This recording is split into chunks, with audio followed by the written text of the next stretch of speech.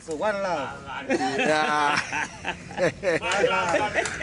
Matters are to the fullest. Yeah. Apa zandoda kubvunzai manje. Last time baba makauya Plaza bachi. Kepaizo Mari muka. Andimaiziya. Mukati mimi mukambowapa chi CD renyu. Mami netu mukazotambidza umwe andazomuziya. Yeah. Saka panoda kuziya ndepekuti paipa makati promisa mukati level rangu kuda kuti riende pari nani. Saka rapo here. Level remaiki. Ndairipo. First of all, ndakaona last time. Hamuna supposed kuti mhoro sofa kauchedwa apa bazokotaka kuti ya munhu uya. Aiwa. Mira kana mstaura ndechitaura watika. Ziseko mzaro. Atika. Bobo. Question yenyu iri bomb dala. Pepe tatu mnani pepe. Na February. Tatu February andika. Mwati samai pepe tatu February pepe andika. Up to now andika. Is not mnani. August andika. Kusema developments aitika andika vanoziya music andika. Ndine mamwe masingles aenda pa market andika. Kusanganisira imwe hit single yangu topisa zvinonzi ndo yako. Andika. Munoka muri kuiziya. Pamwe iziya. Kwa mutare. Ini ndo yaikoko kuzodambura magitare ndati ndoya chiri kuputika ndinapitike iri pasi apyapati apa tichilevula haya ani mazviona ka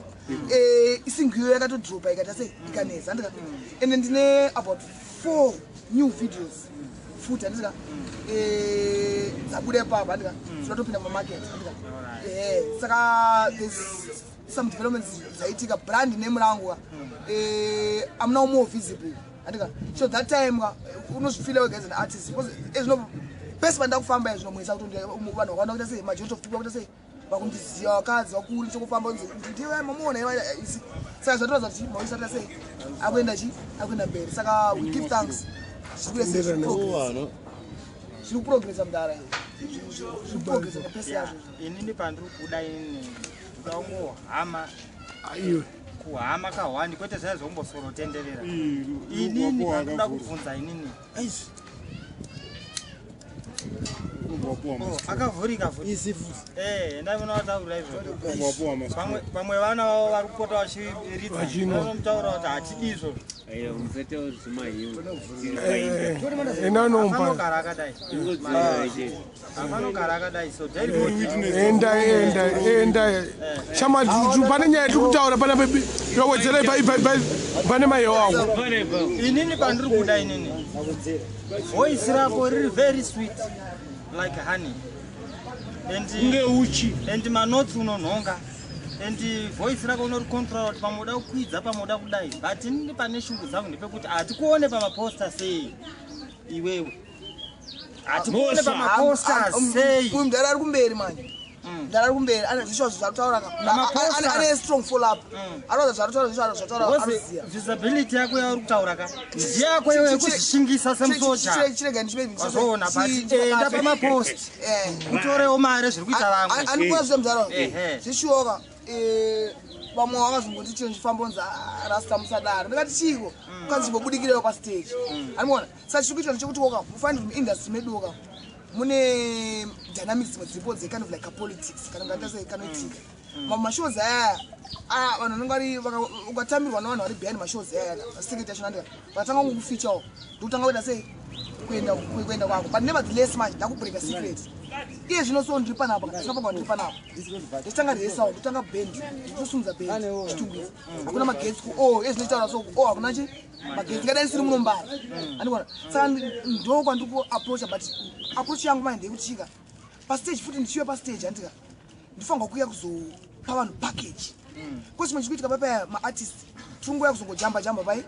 pastage tiri kuhypa andika saka ini mungona tikuenda resa neband uya sese kuti ndiuye nesomething chisolid pai pastage but point yenyu iri right sure it's the time yekuti ndisese ndibudikire pamashows even my appearance kunge kusvika chikuita 2 songs 3 songs vanhu ndozvavatoita sei zvavamire and ndichawedzera kupusha within that zveshuwa ipapa pai itori mhosva because inini waindiri kudaro because ezvinezvi magreen ka achangonza achisiko todzoka kuma mazimu iwo usina kungotakurawo bhegi remagreen aiwa hazvina basa unenge uchikuita sei aiwa hazvina basa mudhara tikangozibvawo kuchienda whatever the case ka wealth inongoramba ichicreatwa mudhara musapanike necurrency musanyanya kurohwa nekuti kwazochinja soso handika kana une value handika kana uchirana business une good business currency ikachinja handika business yako inongoramba riri bho handika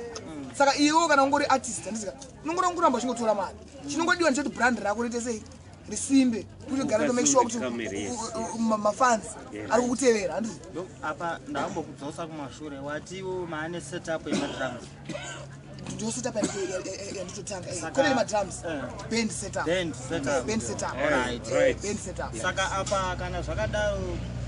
pane munhu ari kubhekayo I'm trying to handisina munhu anyatsokuzvikomita kutibheka handika but chikuita ndichikutoka pane munhu ane full band equipment handika akaimporta kubva Cape Town arichitungisa nevanhu vatoresa neband akatondiapproacha haana 2 weeks anga agara achindiapproacha chiti uya band saka akanondiapproach about last Thursday handika akati zvese zvachi zvacorrect handika rastachi uyai handika mukaonzwa vanhu vari kuridza ipapo musingavafarire vese unoona nevari kuda iye ari kuda kuti ane full band equipment ari kuda kuti inini zvandikuda ndiri neband saka ndokuti kutanga kumuvhindi vadaita sei ukata kutoita ipapo wabva wataura point yandanga ndichida kubvunza because pane pamwe pekuti uchaenda pane vanhu vari kuda zvesungura iwo uda kuva yako munhu achina 1 murasta iye wacho muridzi wezvinhu zvemurasta 1 2 ndeverege unochona andikuona saka hatitomboita zvimwe zvezveya zvekuti hatiuza zvatiri kuita kuti pamari pane tumwe tuma misunderstanding of course but chandafarira ndechekuti iwo exposure ukaita uchiroerwa rhythm iwo uchibata manotsi ako uchibata mic ukatanga nekuchitungwiza ikoko vachakuziya by so doing kuchitungwiza ikoko kunenge kuchinzi kunogara mabhambi but mabhambi ndo ari kuita zvinhu zvinoonekwa munyika munomu anonzi matsagaya vanhu anoshorwa senga yandakaita unenge uchinzi uri bhambi but uchiita sei uchitorawo tumagreen twako uchiita zvaunoita uchatangira kuchitungwiza ikoko wozozikanwawo nevamwe vanhu osozviitika kapo anokwana kuchitungwiza ka ndikuenda kuchitungwiza why toda zvinhu practical vanhu isi vari kuridza vari kuchitungwiza izvinhu handizva saka necost tinguza economy yedu pamirira yakaita zvinoita ndiri 1 ndiite sei ndifambe chienda ukoko but vanhu ava vari prepared kutouya kuzvikutozera munombari saka zvototi kana muzapana 8 paita maikaniti paipai titoita arrangement yekuti ndoda kutanga kuzoreisa futi kunoku saka zvinoenaya totodhonza movement kunoku because ini ndoshandira kunoku stereki nyaya yekuti chill sport nemamastudios akawanda ndoshanda nawo ari munomu handii saka movement kutouya munomu because inini ndopamba ine mwoyo wangu ipapo pakuti wozi nanichapasvika ipapo pakuti cd chairo kungopfekerwa cd wotanga kujamba chitaunge datya vanhu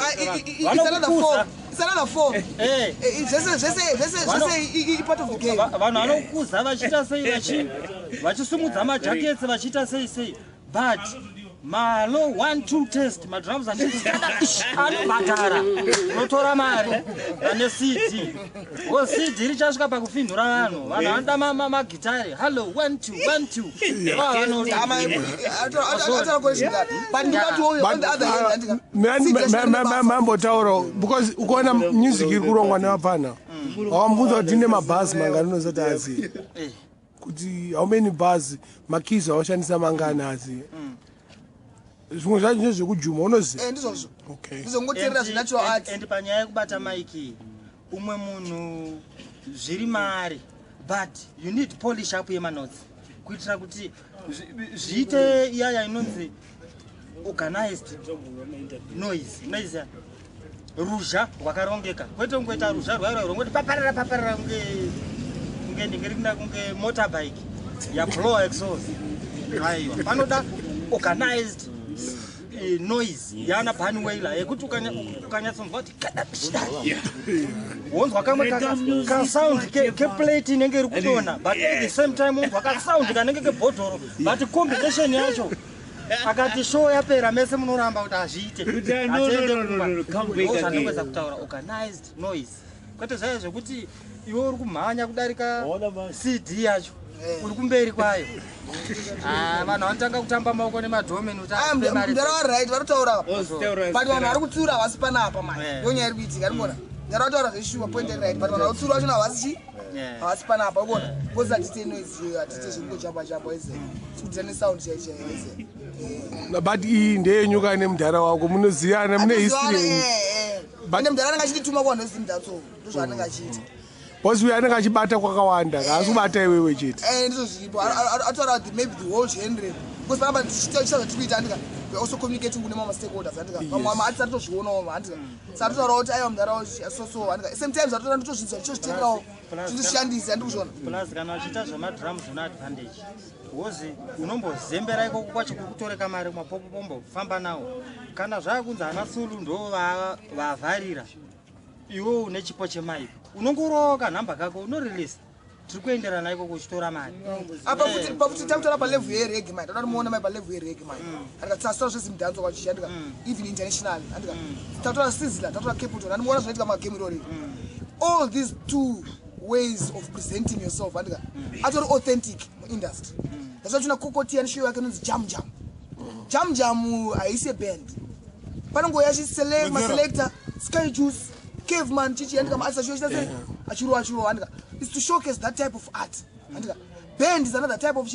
art andika therefore manje kana if you are a full artist manje andika unoona capital ndio usvika pamwe autoriwa nechi ina select andika azozomona chiro concert yake neband but you maybe ausipanzwisa pari kutaura namandazi ataura kuti hanzi iwewe unofanira usasiye macd handisiye batanidza pane show chadiwa macd pane show chadiwa band but tine toita band movement yangu pane aiwa ndozi akwanga kukananga museo yake toki akati ada kusiyana nemacd saka hatusida kumbata zvedu hatisati ada kumbata ndo pane nyaya yacho ipa ngatiye soka muona maybe matauro ari kuita ngatiye so ininika it's like the reggae ne reggae there's no way you just to buy Japanese achaimba reggae ne dance ndokusana kwati kuita nawo because it's a stream philosophy ya Rastafari and reggae it's a music, it's a weapon which is within us andikona apapa chazombokhoswa nzindimbe jazz because naturally nini kanti kakuza kuti ma first songs andakatanga kuteerera inini first favorite songs zangu Peter Tosh andika pick myself up andikona ndirimfana andikona ndo ma first songs ando remember ndirimfana kuza song yandakaiza kuti ndega ndaifarira ndikakalukisa patsono kudai so andikona it's Peter Tosh andikona saka kuti inini uzotanga untaura zvimwe zvinhu anditika ukuona manje handisimufana vamwe kuti ndokukoneseka wana ukamshanda chiita jazz ita hip hop andikona because culture andikona saka andizomudaro but nevertheless there's from macity yakandika to classical music andikona for example nditopa example yekujamaica for example chronics ukada kumuhaya andika anyway is a band person andika ndo ene band rangu kana maybe kapasa matine band abi kuti ase ade kuuya andika but umwe artist anogona kuti kana mshando ene band kada ndo ene na selection ndo ene na selector yes a way of presenting because music yangu nini ndine ma dance tracks and ndine reggae and I'm a versatile artist andikona ndo cross kwese those are these saka I'll keep that vibe, I'll keep my reggae, I'll keep my dance ipapo ndikupaziya but unokuirana neni kuti nyika yedu ine yeZimbabwe yese hatina reggae artist ari constant se constant unoita vamwe vese vasingaimbe reggae hatina reggae artist anonzi anomudaidzwa kana kuJamaica achinzi ndiye anorova reggae muZimbabwe, we know him, hatina maartist edu anongorova marega aya anenge ana achibadira kuti zuva rekufa kwangu vachingodaro vosiya kudzokera kwavo. Saka iwewe chishowo chako chiri papi, focus yako iri pakuti iwe unoda kuita one of the Zimbabwean reggae artist chete. Ngatite so game plan yangu kuti music yandikubudisa izvo ndandika pane music the way ndakaona game iri zviri kuita ndika pane music yaunogona kuplaya muno muZimbabwe handika yoita hit muno muZimbabwe but maonero angu ni same song yenu ngataza kuita hit international handika maybe also because of language barriers andikona saka from artist perspective yangu ni ndine art yekuti yandakatargeta primarily Zimbabwean market kana masongo tora wana entertainer ndo yaiko handika my hits a local handika but ndichitaura ndachitodza Madinox handika last time wakandita interview wakandi-uploada pa YouTube handisi last time wakandita interview wakandi-uploada pa YouTube handisi ndakati mubata nemamwe vamwanu world handisi including umwe DJ ari kuSwitzerland akatoridza music yangu reggae yangu isiri yemuzi handika ndine reggae flay yangu inosound international handika handikona saka that type of music we also venturing because you find out kana uri artist you are like a company kana uri Econet handikona Econet unoya nema products akasiyana siyana for different markets handisi amungazotaura handisi unoyaone ma WhatsApp bundles unoya nema Facebook bundles unoya chichandika ma products akasiyana saka kuti uri artist also imwe music yandinorowa ndikona kurowa ncho zati into atite hit pa Zimbabwe handika I song atite hit pa Zimbabwe handika then imwe song music yatotanga kubusa manje ndekuti tikutaka international market but tikutaka way yekuventure kuzamomo so I'm happy kuti for example imwe song yanga katanga kuti Scotland lapeza kuti zvakazo vibes katio zvasimbori nene sim dance weekend andimukona handisi it's that type of product range we are working also on it to develop my products akadara ndika ndati ku expect achati push over kuti ndikaridzwa ndikasvikawo ini ndikada kuperforma kana iri reggae handika ndisendawo message because you reggae ine message aspect okay tokona kuitora like for example amona vana tuku kana mudana tuku era mukanya they are also international